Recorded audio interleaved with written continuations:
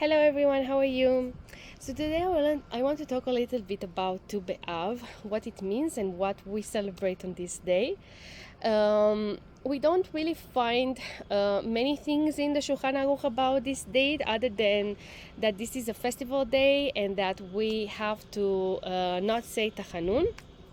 Yes, and other than that, we don't really have like a specific halacha to keep in this day, but we know, according to the tradition, that we have six events that occur on Tu B'Av. In my opinion, I think that Tu B'Av it's actually really like a ray of hope, yes, of sunshine. After 9th of Av, a day that it's a black day for Am Yisrael. Yes, it's a day of tragedy, a day of destruction. It's sort of like Hashem's way of telling us that every time we have a dark time in our life, there is hope and there is going to be light again. Like how it's written in Bereshit, yes, there is night, First of all, it's evening and then it's a day. It means that the day in Judaism starts from the night and not from the day, which really symbolizes that always after every dark moment of our life, the sun is going to come out and we are going to see the light. And this gives us hope, especially after a day like that.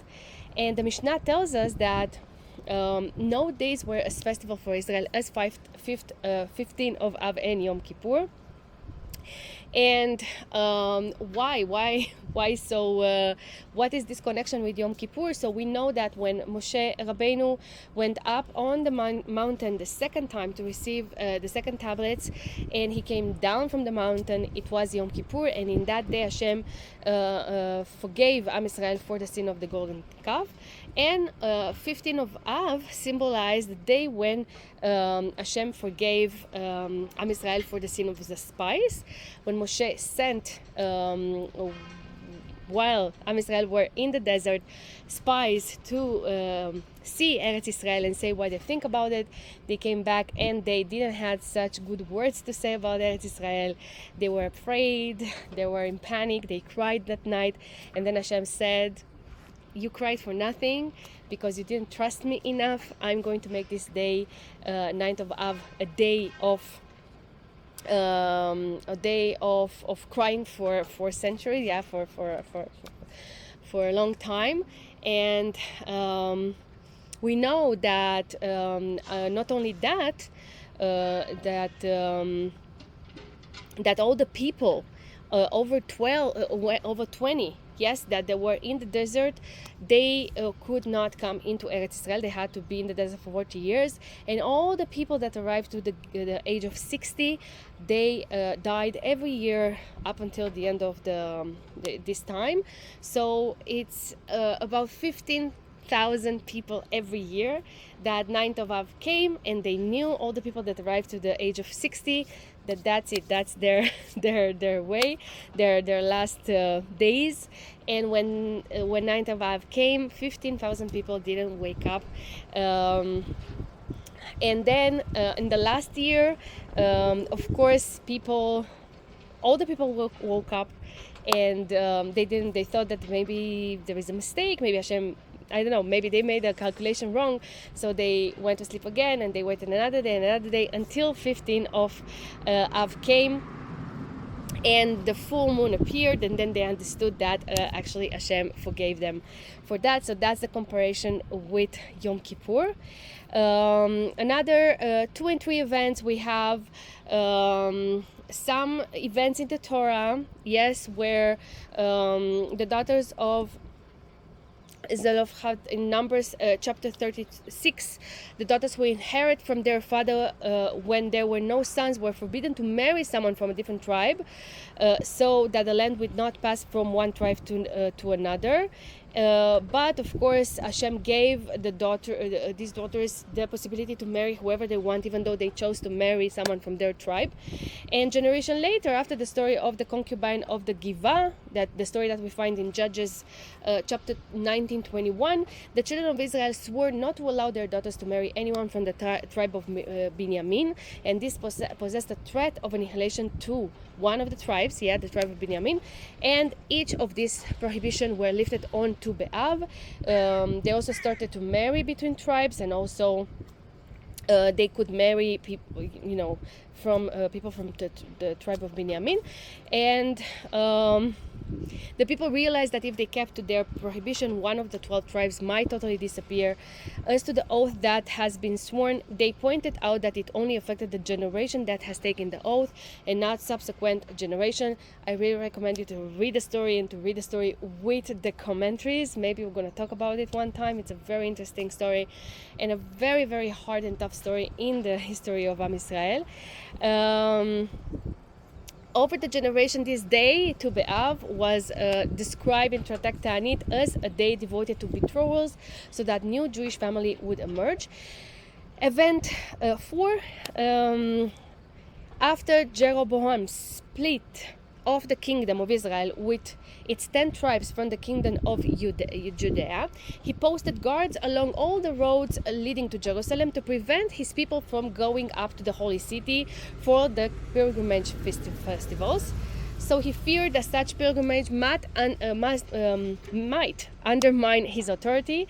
As a substitute, he set up places of worship which were purely idolatrous in Dan and Bethel. Thus, the division between the two kingdoms became felt accomplished and lasted for generations. The last king of the kingdom of Israel, Hoshea ben Elah, wished to heal the branch and remove all the guards from the roads leading to Jerusalem, thus allowing the people to make the pilgrimage again. And this act also took place on 9th of Av. Event number 5, at the beginning of the Second Temple period, the land of Israel lay almost totally waste, and the wood needed to burn the sacrifices and for the eternal flame that had to burn on the altar was almost impossible to obtain.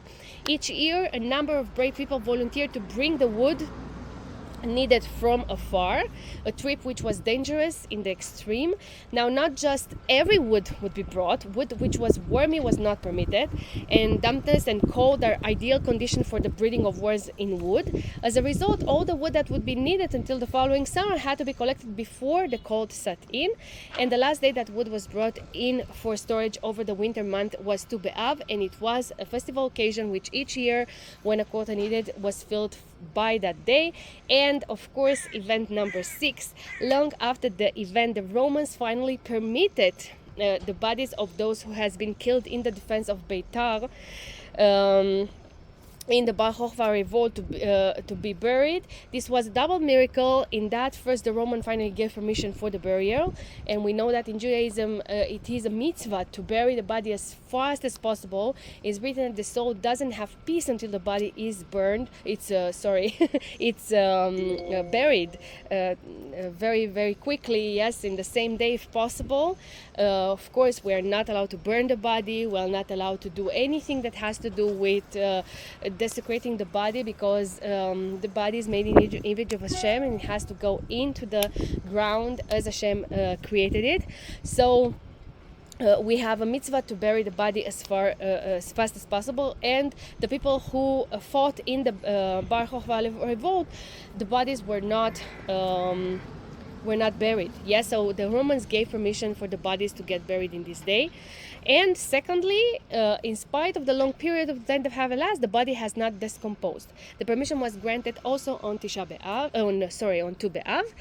In gratitude for this double miracle, the fourth and last blessing of the grace after meals was added, which thanks God as He who is good and does good. He is good in that the body has not decomposed, and does good is that the permission was given to the burial. To this day, we celebrate Tu B'Av as a minor festival. We do not say Tachanun on that day, nor are eulogies rendered. By the same token, if couple are getting married on that day, and as we will see below, the custom for the bride and group to fast on their wedding day. For the Ashkenazi, it's Ashkenazi custom. Sephardi usually don't have the custom to fast on that day. Beginning with Tu B'Av, we start preparing ourselves spiritually for the month of Elul. The prologue to the coming days of all. The days begin to get shorter, the nights get longer. The weather too helps us to take spiritual stock. The hectic days of the harvest are over for the farmer, and the pace has slowed down considerably.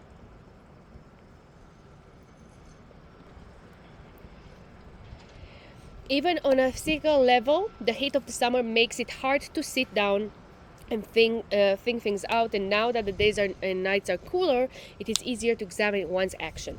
In earlier times, it was the custom already from Tu B'Av to use as one greeting, may your inscription and inscripted and sealed to be for good, the same blessing that we today use on Rosh Hashanah. Those who work on the gematria values of different expression found that phase up to 928, and so does the word for Tisha 15 of Av. So that's it about 15 of Av.